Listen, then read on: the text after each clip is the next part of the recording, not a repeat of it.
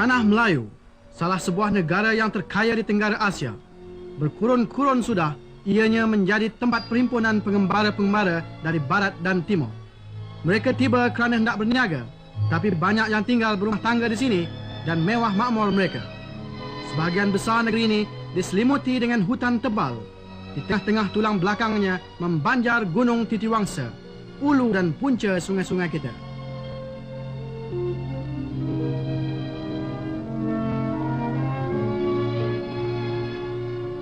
Di lembah-lembah Gunung Ganang ini ialah sawah padi yang membekalkan tenaga hidup bagi penduduk-penduduk di sini, Melayu, Cina dan India.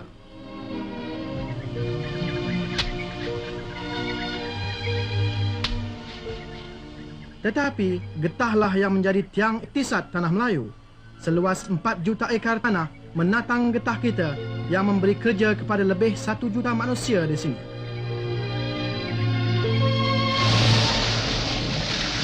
Lepas getah bijih timah, 1/3 keluaran bijih timah dunia datangnya dari tanah Melayu, dari lombong dan kapal koreknya. Kedua-dua perusahaan utama ini telah mengkayakan negeri ini.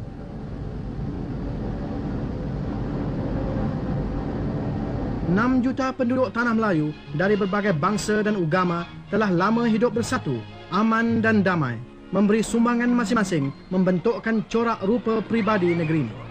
Selepas sahaja tamat Perang Dunia, waktu tanah Melayu sedang pulih kembali dari gelora penjajahan dan kezaliman, komunis Melaya mengangkat senjata hendak merampas kuasa.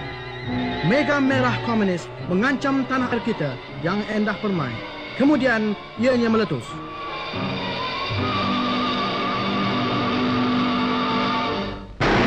Huru-hara, porak-poranda, tanah Melayu dalam keadaan darurat.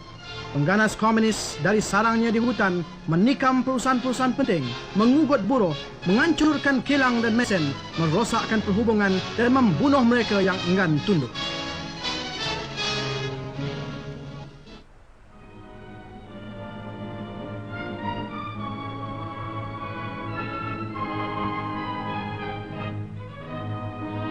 Pada awal darurat, perusahaan negeri hampir lumpuh.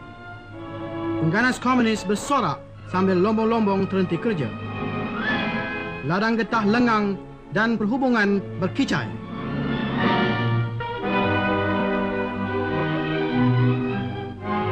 Nampaknya seolah-olah tiada perlindungan lagi tentang musuh yang tiada berperi kemanusiaan ini.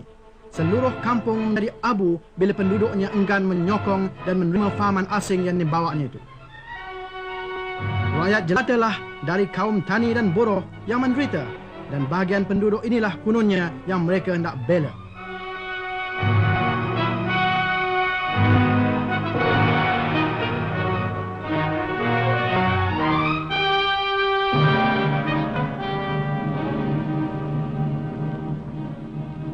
Penduduk tanah Melayu terkejut oleh keganasan ini, hampir-hampir hilang semangat.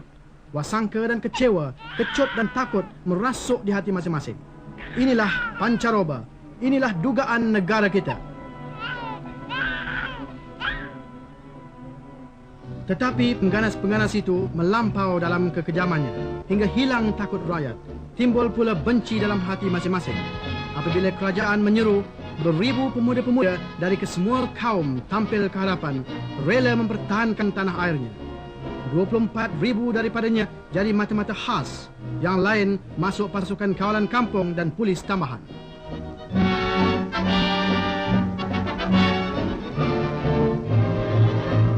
Rancangan melatih pun berjalan serta-merta. Pusat-pusat latihan muncul di merata tanah air dan orang awam pun ditunjuk cara menggunakan senjata api. Ini adalah perjuangan rakyat.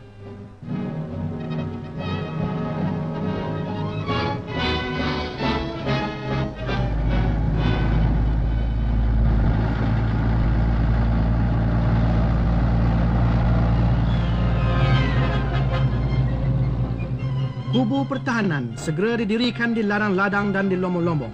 Mata-mata khas sesudah saja terlatih mengambil tempat masing-masing di medan perjuangan, mengawal tempat-tempat perusahaan siang dan malam.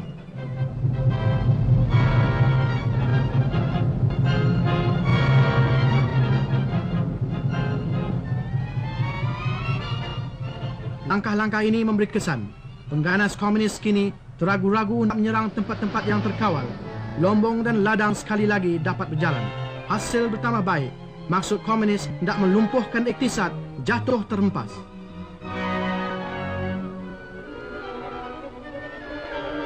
Adalah penting mencegah gerak-geri komunis itu. Jadi satu gerakan pendaftaran nama telah dilancarkan. Tempat-tempat pemeriksa diadakan di jalan-jalan seluruh negeri. Kad-kad pengenalan yang dibawa oleh rakyat ditelitikan. Keinderaan, penunggang basikal dan yang berjalan kaki diselidik kalau ada membawa barang-barang larangan yang akan jatuh ke tangan komunis.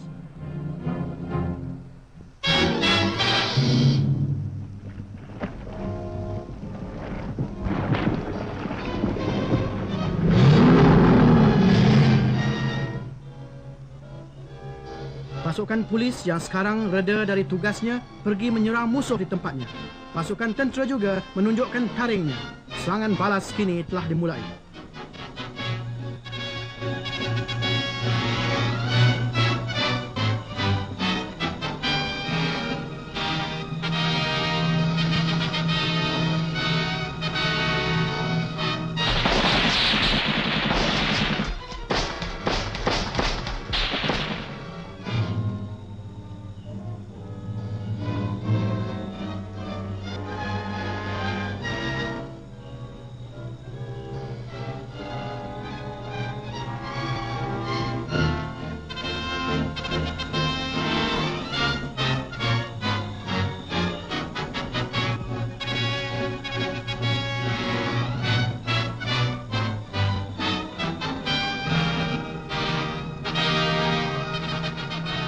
Pasukan keselamatan dapat mengejar pengganas di mana-mana jua pun, tetapi tidak dapat memutuskan perhubungan mereka di luar hutan selagi soal penduduk-penduduk tanah haram belum diselesaikan.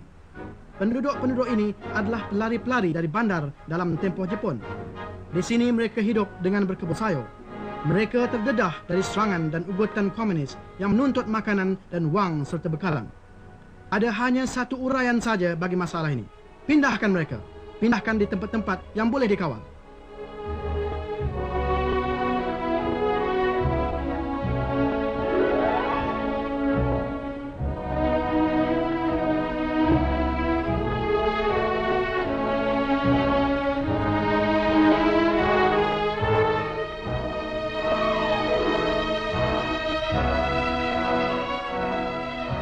Pertengahan tahun 50, gerakan ini bertambah giat lagi dijalankan oleh mendiang Lieutenant General Sir Harold Briggs.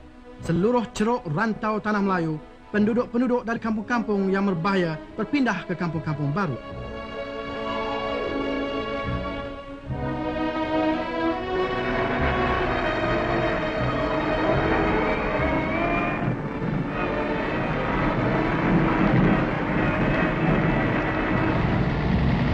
Kira-kira 1,5 juta manusia dibawa pindah. Mereka dibawa pindah dengan kereta, di mana yang boleh dengan kereta api.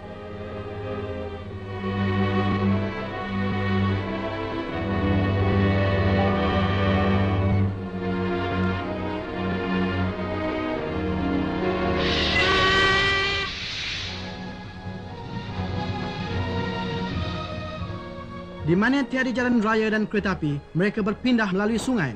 Sekalian ini berjalan mengikut rancangan.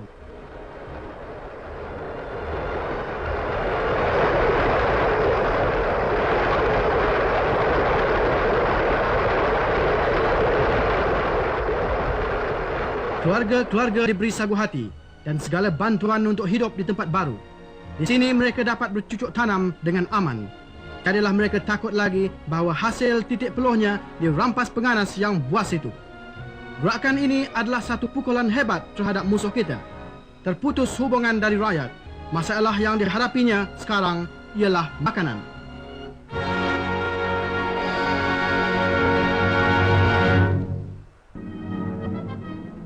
Satu tindakan membulurkan mereka telah dilancarkan dalam bulan Jun tahun 51. Makanan telah dilarang masuk di beberapa kawasan. Jagaan yang ketat telah dilakukan untuk mencegah jatuhnya makanan dan perbekalan ke tangan pengganas.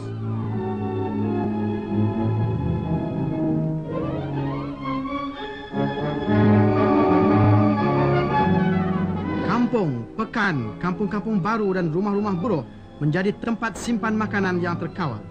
Tiada sedikit pun diberi peluang makanan sampai ke tangan komunis.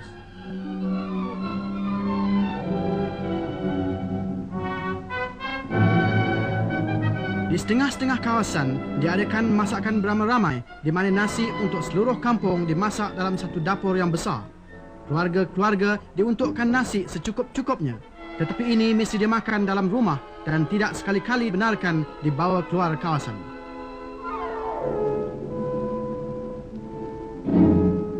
Sementara itu, pasukan keselamatan sambil menembus jauh ke dalam hutan, membakar sekalian ladang yang ditanamkan oleh komunis untuk bekalan makanan.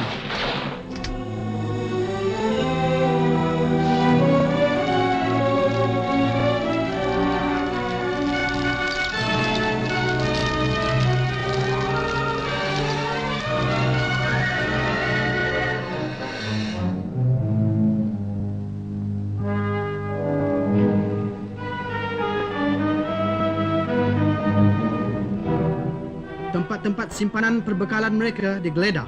Setengah-setengahnya mengandungi bilangan besar makanan, ubat, kain baju, bateri lampu dan berbagai perkakas yang penting.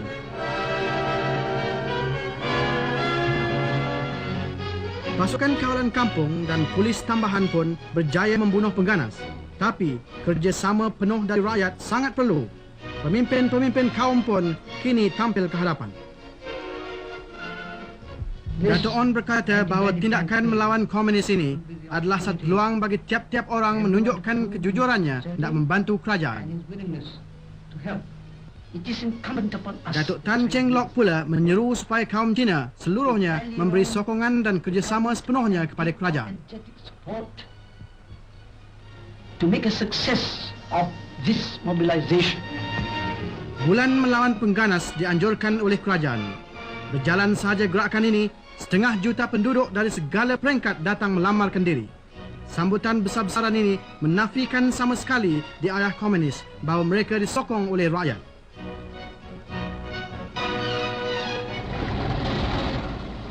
Pada bulan itu, tentera sukarela ini melegakan tugas-tugas polis dan pasukan keselamatan.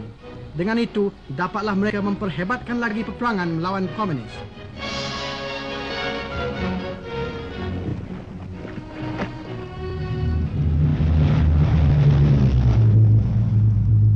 Pasukan udara Commonwealth tidak pula kurang penting peranannya. Sambil membekalkan tentera darat, mereka tiada henti mengebom sarang-sarang pengganas.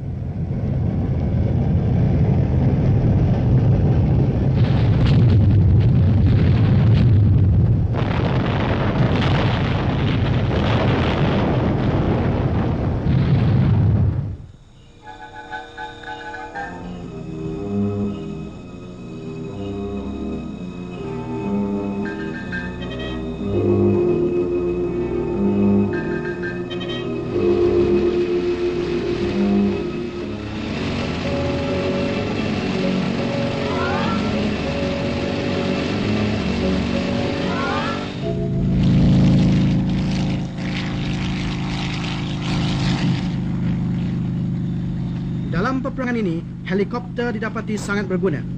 Askar-askar segera diangkut terus ke tengah-tengah belantara dengan tidak payah mereka berjalan berhari-harian lamanya.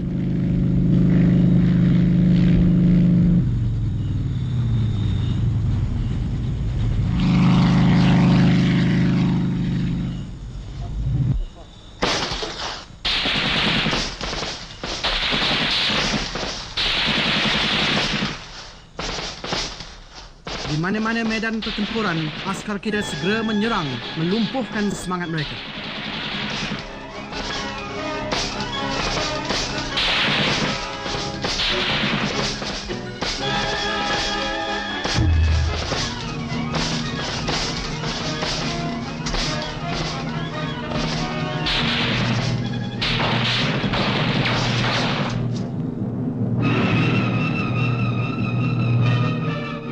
Sungguh pun banyak musuh yang tertewas, namun mereka berkeras lagi.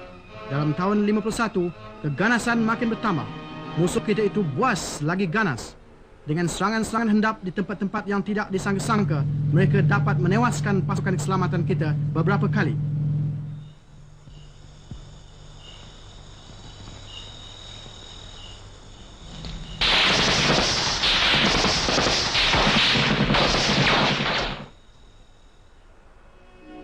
Dalam tahun-tahun awal darurat, Pesuruhjaya Tinggi ialah Sir Henry Gurney. Waktu menjalankan tugasnya selama 3 tahun, beliau telah dipandang tinggi kerana keberanian dan kebijaksanaannya. Beliau kerap melawat di seluruh negeri, hendak memerhatikan sendiri keadaan rakyat.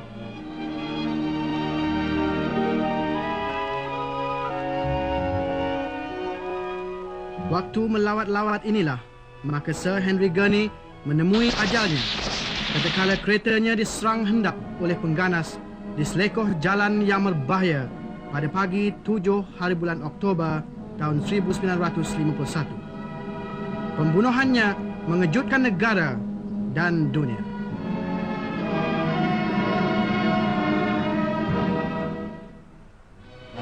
Pembunuhan Sir Henry Gurney membawa perubahan baru dalam soal peperangan di sini. Awal tahun 1952, General Sir Gerald Templer telah dilantik sebagai Pesuruhjaya Tinggi baru. Seorang prajurit sekarang memandu negara.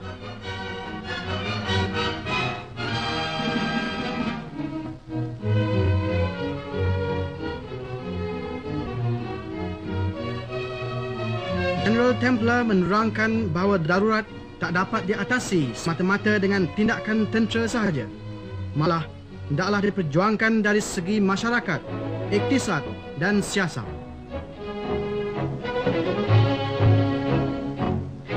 Tugas pertama Templer ialah memperkemaskan alat-alat peperangan. Latihan keras diadakan bagi sekalian pasukan bersenjata dalam cara-cara perjuangan di hutan.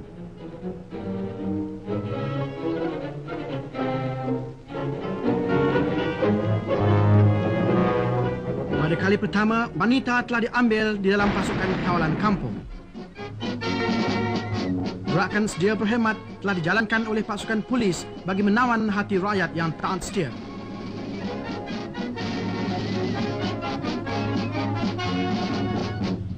Peperangan semangat pun dipergiatkan lagi. Kapal terbang khas dengan alat pelaung suara terbang di kawasan-kawasan pengganas, roh mereka menyerah diri. Selain daripada itu, berpuluh juta risalah-risalah ditaburkan ke dalam hutan.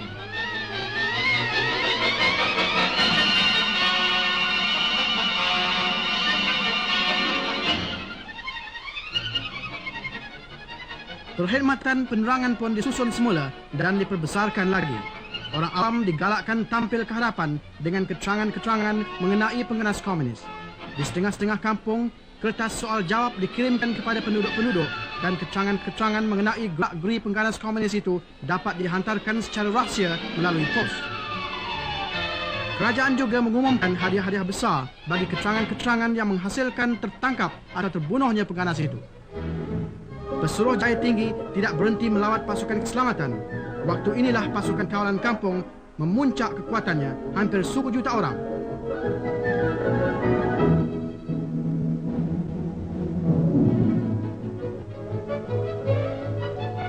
Di mana dua ia pergi, General Templer mesti bertemu ramah dengan rakyat jelata. Beliau percaya hati mereka lah yang mesti ditawan jika hendak menang peperangan ini. Kampung-kampung baru menjadi keutamaannya. Di dalam sesingkat masa sahaja, General Templer memulihkan semula kepercayaan rakyat. Orang dewasa dan kanak-kanak senyum dan melambainya di mana jua ia berada.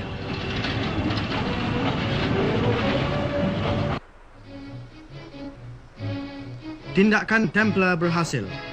Bulan Mei 52, pengganas mula menyerah diri beramai-ramai. Dalam tahun itu juga, pasukan persekutuan ditubuhkan. Satu langkah menyatukan penduduk-penduduk dari berbagai bangsa serta membulatkan taat setia mereka. Pada waktu darurat diisytiharkan, Asam Melayu hanya mempunyai 2 batalion saja. Mereka inilah yang menghadap musuh dengan beraninya. Apabila keganasan komunis merebak, askar Melayu ini pun diperbesarkan menjadi 7 batalion. Pasukan perisai persekutuan yang baru tertubuh serta-merta menjalankan tugasnya meronda jalan-jalan raya. Pasukan simpanan Angkatan Laut juga ditubuhkan. Dari mulanya lagi, Angkatan Laut kita mengawasi pantai kita. Pasukan tambahan Angkatan Udara juga mulai tugasnya. Mula-mula di darat, kemudian di udara dengan pemandu-pemandu anak negeri. Membantu tentera ialah pasukan sukarela. Pemuda-pemuda ini bertanggungjawab atas pengangkutan dan menjaga kenderaan.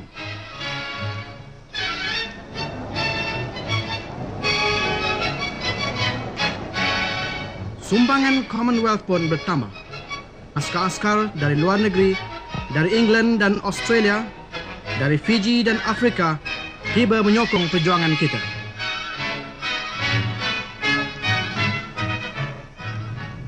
Tamat sahaja berlatih, mereka pun mara bertempur. Tindakan bersama kerap kali dilakukan. Ini adalah usaha serentak oleh kerajaan, pasukan keselamatan dan rakyat.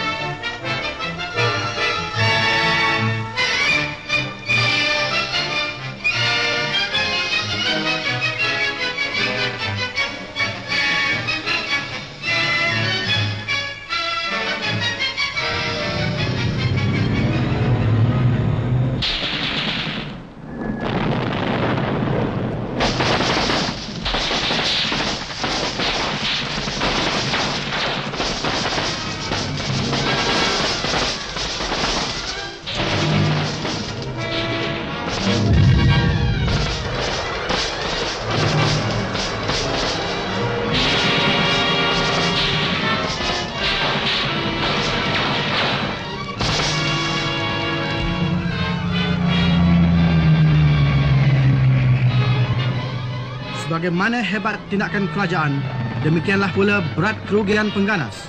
Dalam tahun 52-53, pasukan keselamatan menewas kira-kira 3,000 pengganas.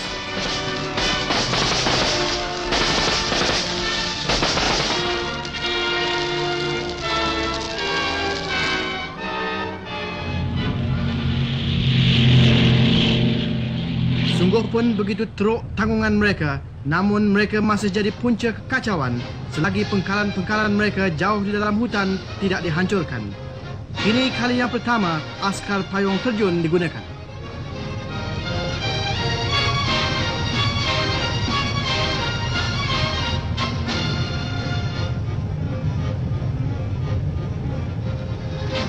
Kerja utama ialah berhubung dengan orang asli dan tawan hati mereka. Jauh dari tamadun, mereka ini menjadi mangsa yang senang bagi pengganas-pengganas itu. Tetapi apabila terjamin dirinya daripada serangan dan ugutan pengganas, mereka pun memberi kerjasamanya dengan kerajaan. Mereka membantu pasukan keselamatan membina kubu-kubu hutan. Kubu-kubu inilah yang mematahkan tulang belakang musuh, kerana mereka tiada lagi dapat perlindungan hutan dan bantuan dari orang-orang asli ini.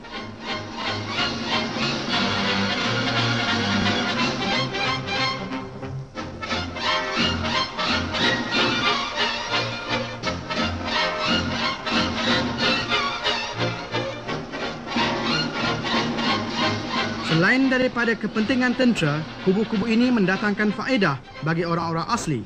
Sekolah dan perbekalan ubat diadakan untuk mereka. Makanan dan bekalan dikirimkan melalui udara supaya tiadalah lagi mereka membuat kebun yang kerap dirampas hasilnya oleh pengganas.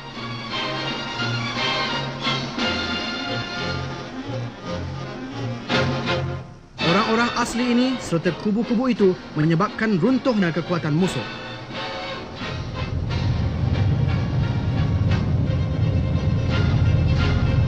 Seluruh darurat, perbekalan diturunkan dari udara supaya dapat askar-askar menembusi hutan kadang-kadang berbulan lamanya. Sewaktu menggambar inilah, maka 2 orang penggambar Malayan Film Unit terkorban tatkala kapal terbangnya jatuh. Hanya gambar ini saja yang dapat dicari, tetapi mayat mereka gaib.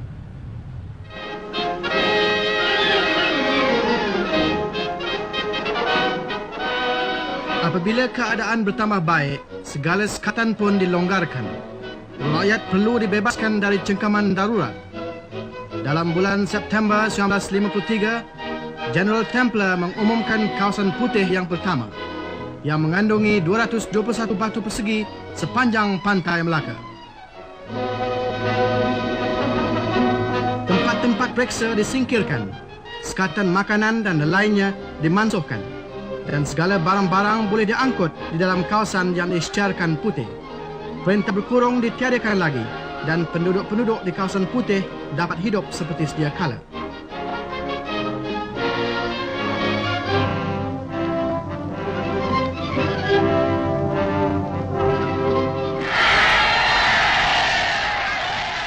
General Templar telah berjaya dalam cara tindakannya. Kini selepas 2 tahun berkhidmat, beliau kembali ke tanah airnya diiring dengan ucapan selamat belaya dari penduduk-penduduk tanah Melayu.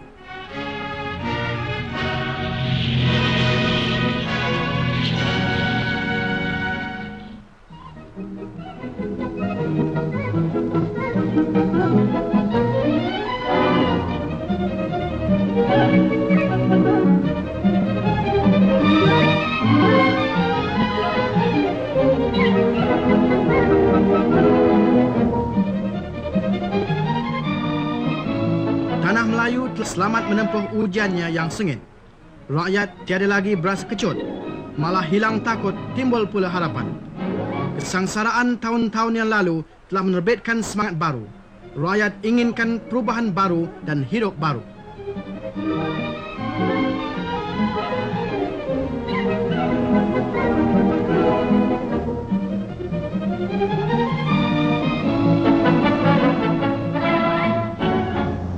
Lembaga Kemajuan Kampung dan Perusahaan telah ditubuhkan untuk membantu penduduk-penduduk kampung. Gerakan kerjasama licin berjalan menentukan pendapatan yang lebih bagi pekebun-pekebun kecil.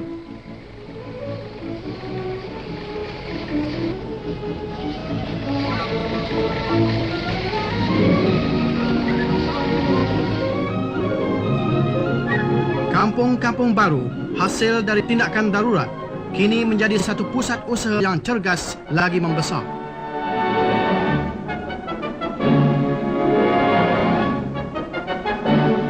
Di lapangan Siasah, fahaman komunis ditiwaskan dengan diadakan pilihan raya majlis tempatan. Di luar bandar, di kampung baru dan pekan-pekan, penduduk tanah Melayu ditunjukkan cara demokrasi dan menggunakan haknya mengundi pada pertama kalinya.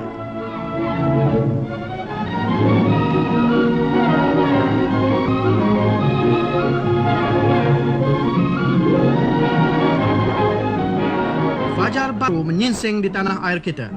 Zaman kejahilan dan mengharapkan orang telah luput. Ahli-ahli majlis pilihan rakyat memimpin mengikut kehendak ramai. Sekalian ini menuju ke arah satu corak kerajaan yang demokratik.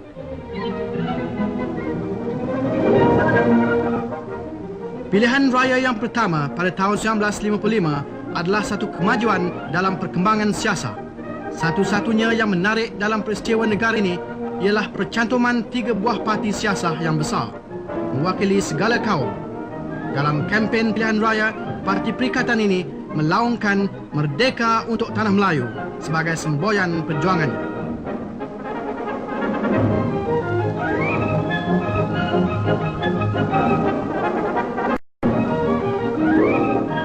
Pertandingan cukup sengit. Keputusannya satu kemenangan besar bagi Perikatan yang telah berjaya merebut 51 daripada 52 kursi.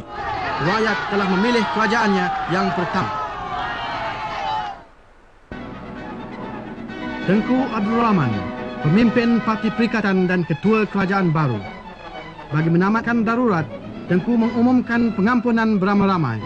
Pihak komunis minta satu persidangan. Tengku setuju, tapi hanya untuk menerangkan syarat-syarat pengampunan itu. Dan dengan itu, segenap pandangan dunia sekarang ditumpukan selama 2 hari di Pekan Baling. Di dalam satu bilik darjah, perundingan berjalan di antara ketua-ketua kerajaan dengan kepala pengganas Chin Peng, Setiausaha Agung Parti Komunis. Sebagai dijangka, tuntutan pertama komunis ialah supaya diiktirafkan partinya. Ini telah ditolak sama sekali. Pihak komunis itu cuba nak menukarkan kekalahan tenteranya menjadi satu kemenangan siasat. Jadi gagallah persidangan itu.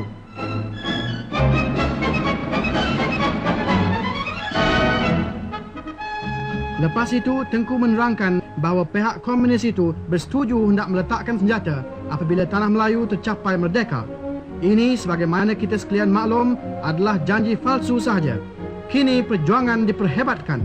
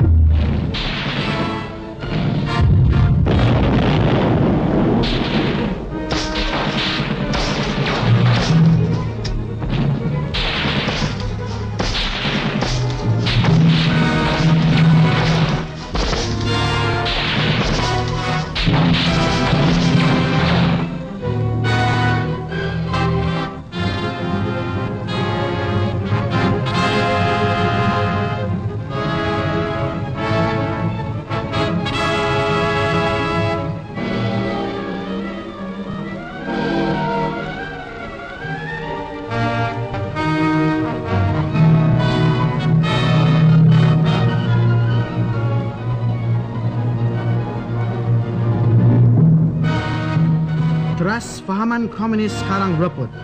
Bilangan pengganas yang mati atau tertawan memuncak.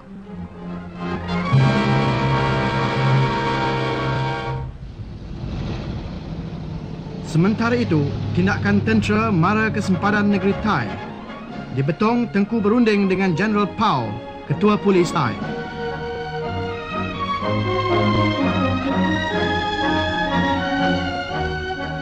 Hasil perundingan ini, pasukan sempadan Thai diperkuatkan supaya dapat mereka tindak bersama melawan pengganas.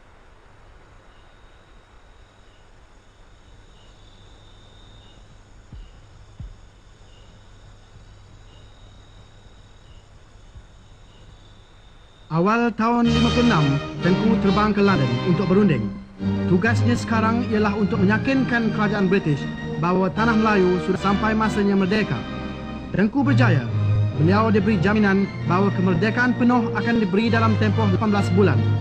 Ini adalah 2 tahun terawal dari matlamat.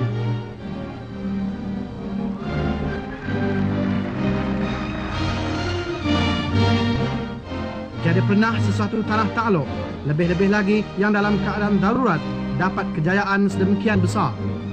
Tengku telah membuat sejarah dengan kemenangannya.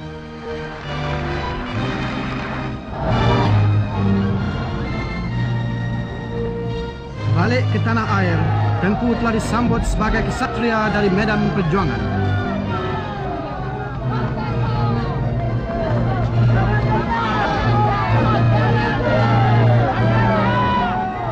Negara Hang Tuah telah dipilih sebagai tempat pengisytiharan Tengku.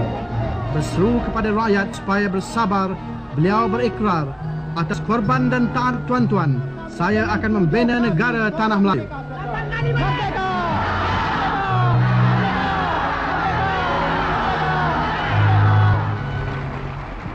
Dengan itu, lahirlah Persekutuan Tanah Melayu pada 31 Ogos 1957. Tanah Melayu telah merdeka dengan tiada tertumpah setitik darah pun. Kini persekutuan dengan bangga mengambil tempatnya di antara negara-negara bebas di dunia. Rakyatnya bersatu padu taat kepada Seri Paduka Baginda Yang di-Pertuan Agong, lambang kedaulatan negara.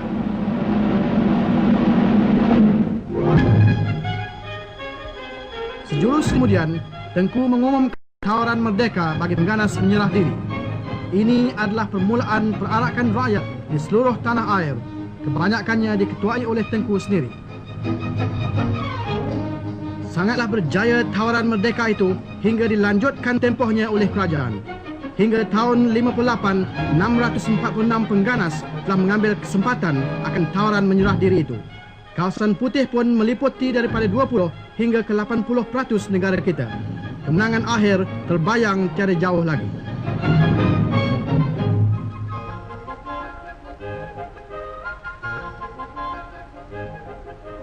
Bergandengan dengan peperangan darurat ialah perjuangan masyarakat dan iktisad untuk kemajuan negara. Rancangan 5 tahun telah dilancarkan. Yang penting ialah melaksanakan dasar pelajaran yang baru untuk menyemaikan semangat kebangsaan dengan menggunakan bahasa Melayu sebagai bahasa kebangsaan.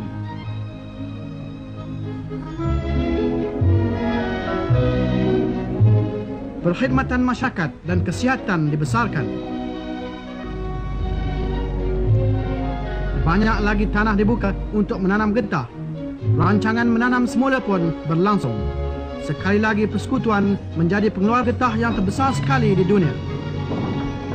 Tanah Melayu menanggung dengan sabar waktu biji timah merosot. Tetapi bila pulih semula, keluaran timah ini menjulang naiknya. Kemajuan yang besar ialah dalam lapangan perusahaan. Banyak negeri asing menanam modal di sini. Perusahaan perintis pun kembang luar dari dugaan.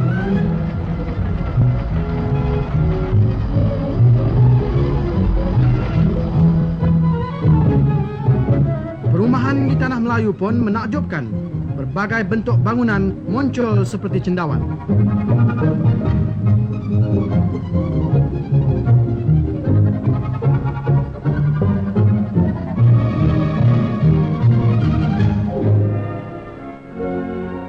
Keutamaan telah diberi pada rancangan pembangunan luar bandar, tempat tinggal kebanyakan penduduk-penduduk tanah air kita. Satu corak baru telah terbentuk di luar bandar.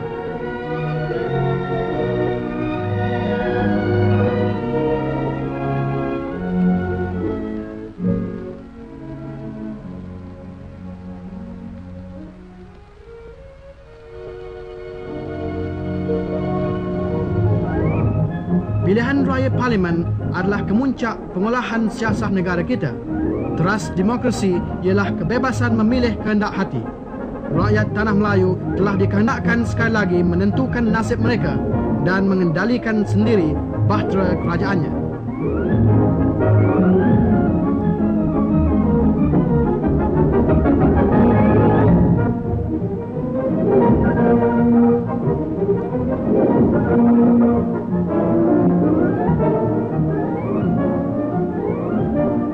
Keputusannya sekali lagi kemenangan bagi Parti Perikatan. Rakyat telah menaruh kepercayaan akan kerajaan yang diketuai oleh Tengku Abdul Rahman. Dalam bulan April 1960, Seri Paduka Baginda Yang di-Pertuan Agong dalam ucapan titahnya kepada Parlimen menyampaikan berita yang ditunggu-tunggu kian lama oleh rakyat. Maka kerajaan mereka bercadang hendak mengisytiharkan darurat ini tamat pada 31 hari bulan Julai. Dan dengan itu, pada 31 Julai 1960, sekalian undang-undang darurat akan dimansuh. Satu kemenangan bagi Tanah Melayu. Kita telah menempuh segala uji dan dugaan dengan hati yang cekal dan semangat yang kuat, lagi kokoh bersatu padu. Terhutang budilah kita kepada pasukan keselamatan, baik dari tanah air kita maupun dari Commonwealth, kerana taat mereka dan kerelaan mereka mengorbankan diri.